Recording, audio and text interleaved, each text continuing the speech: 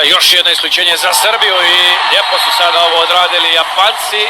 Zabio je kapetan Toj Suzuki, smanjio prednost Srbije na samo jedan gol. Jakšić odmah prebacio do Ubovića. Ekspresan odgovor sada Srbije. Brani Nišimura. Evo i 12. gola Srbije i to je taj period koji sam spomenuo, jednostavno ne mogu izdržati Japanci u tom ritmu kojem igraju prve dvije četvrtine. Drašović i još jedan gol završava iza leđa Nišimure. To jest još jedna lopta isprika.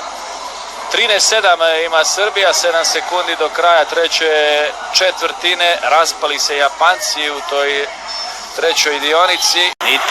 Nita za Adačija i evo napokon japanskog gola. Bili su u jednoj crnoj rupi Japanci, ali izvukao ih je sad Adači. Situacija 3-2 sada za Srbiju. Vučinić prema Laziću. Lazić nema težak zadatak i ponovno se Srbi vraćaju na +6.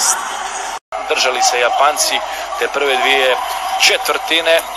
Držali se do rezultata 8-7, a onda su Srbi napravili seriju 5-0. Istu takvu seriju smo napravili i mi. Mogu li Japanci zaključiti ovaj dvoboj još jednim golom?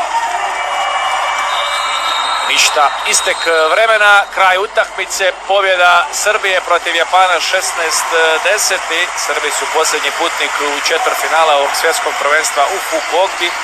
Dakle, u četvrtfinalu prekosutra parovi su Grčka, Crna Gora, Španjolska će igrati protiv Francuske, Srbija protiv Italije, a Mađarska protiv Amerike. Evo, poštovani gledatelji, toliko za danas što se tiče vaterpolskih uzbuđenja. Jasno, ostanite i dalje uz naš drugi program.